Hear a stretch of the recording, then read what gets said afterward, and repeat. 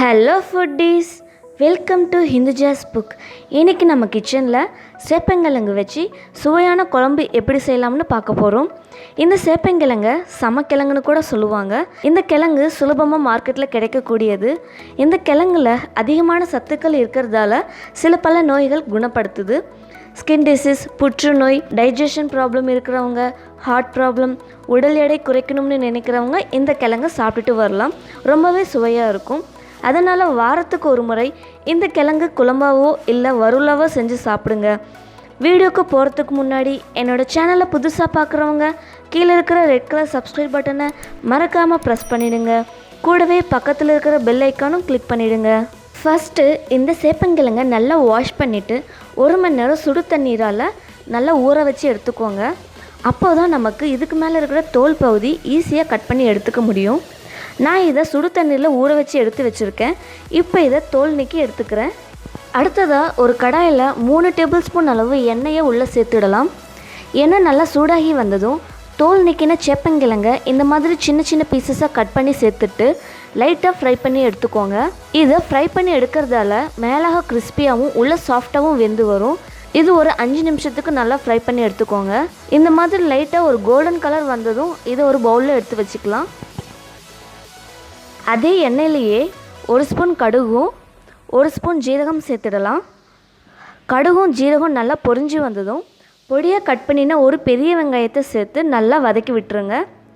2 நிமிஷத்துக்கு வெங்காயம் நல்லா வதங்கி வரட்டும். வெங்காயம் நல்லா வதங்கினதும் மசாலாவில் ஆட் பண்ணிடலாம். 1/4 ஸ்பூன் மஞ்சள் தூள், 1/4 ஸ்பூன் மிளகாய்த்தூள், 1 ஸ்பூன் மல்லித்தூள், கூடவே 1/4 ஸ்பூன் கரம் மசாலா சேர்த்துட்டு இதெல்லாமே ராஸ்மெல் போகிற வரைக்கும் கலந்து விடுங்க. மசாலாலாம் ராஸ்மெல் போனதும் ஒரு பெரிய தக்காளியை மிக்சியில் அரைச்சி சேர்த்துக்கோங்க. கூடவே தேவையான அளவு உப்பு, வாசனைக்காக 1 ஸ்பூன் கஸ்தூரி மேத்தி இலையை சேர்த்து கலந்து விட்டுருங்க. கஸ்தூரி மேத்தி இலை இருந்துச்சுன்னா சேர்த்துக்கலாம், அப்படி இல்லைன்னா கம்ப்ளீட்டாக ஆப்ஷனல் தான்.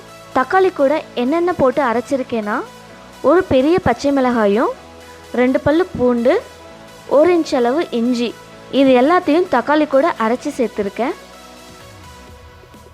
இப்போது 2 to 3 நிமிஷத்துக்கு லிட்டு வச்சு க்ளோஸ் பண்ணி எண்ணெயெல்லாம் தனியாக பிரிஞ்சு வர அளவுக்கு வேக விட்டுருங்க. 2 நிமிஷம் ஆனதும் ஓப்பன் பண்ணிடலாம். பாருங்கள், எண்ணெயெல்லாம் நல்லா பிரிஞ்சு வந்துடுச்சு. இப்போ இதில் ஃப்ரை பண்ணி எடுத்து வச்ச சேப்பங்கிழங்க இதில் சேர்த்து கலந்து விட்டுறலாம். நல்லா கலந்து விட்ட பிறகு இதில் குழம்புக்கு தேவையான அளவு தண்ணீரை சேர்த்துக்கோங்க. உங்களுக்கு குழம்பு திக்னஸாக வேணும்னா தண்ணீரை கம்மியாக ஆட் பண்ணிக்கோங்க. சப்போஸ் உங்களுக்கு வாட்டரிஷாக வேணும் அப்படின்னு நினச்சிங்கன்னா கொஞ்சம் அதிகமாக ஆட் பண்ணிக்கோங்க. எனக்கு திக் கன்சிஸ்டன்சியில் குழம்பு வேணுங்கிறதால நான் ஒரு 1/2 கப் அளவு தண்ணீரை ஆட் பண்ணியிருக்கேன். இப்போது ஸ்டவ்வை மீடியம் ஃப்ளேமில் வச்சுடுங்க. திரும்பவும் லிட்டு வச்சு க்ளோஸ் பண்ணி ஒரு 5 நிமிஷத்துக்கு குழம்ப நல்லா கொதிக்க விட்டுருங்க. அப்போ தான் அந்த கிழங்குல மசாலாலாம் இறங்கி நல்லா சாஃப்டாக வெந்து வரும். இப்போது 5 நிமிஷத்துக்கு குழம்பு நல்லா கொதித்து வந்துடுச்சு. பாருங்கள், தண்ணீரெல்லாம் வற்றி போய் எண்ணெயும் தனியாக பிரிஞ்சு வந்திருக்கு. சேப்பங்கிழங்கும் நல்லா சாஃப்டாக வெந்து வந்திருக்கு. இதே மெத்தடில் புளிக்குழம்பும் செய்யலாம். குழம்புல தண்ணீர் ஆட் பண்ணுறதுக்கு பதிலாக புளி கரைசல் சேர்த்து சமைச்சிக்கோங்க. சிலருக்கு புளிப்புத்தன்மை பிடிக்காது. அந்த மாதிரி இருக்கிறவங்க இந்த குழம்பு வச்சு சாப்பிடலாம். அவ்வளோதான், நம்மளோட சூப்பரான சேப்பங்கிழங்கு குழம்பு செம்ம டேஸ்ட்டாக ரெடி ஆகிடுச்சு.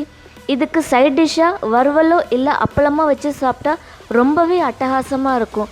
அது மட்டும் இல்லாமல் இந்த சேப்பங்கிழங்கு குழம்ப தயிர் சாதத்துக்கு கூட சைட் டிஷ்ஷாக வச்சு சாப்பிடலாம். இந்த சூப்பரான சேப்பங்கிழங்கு குழம்ப செஞ்சு பார்த்துட்டு எப்படி இருந்ததுன்னு கமெண்ட் செக்ஷனில் சொல்லுங்கள். இந்த ரெசிபி உங்களுக்கு பிடிச்சிருந்துச்சுன்னா லைக் பண்ணுங்கள், ஷேர் பண்ணுங்கள், மறக்காமல் சப்ஸ்கிரைப் பண்ணுங்கள். தேங்க்யூ.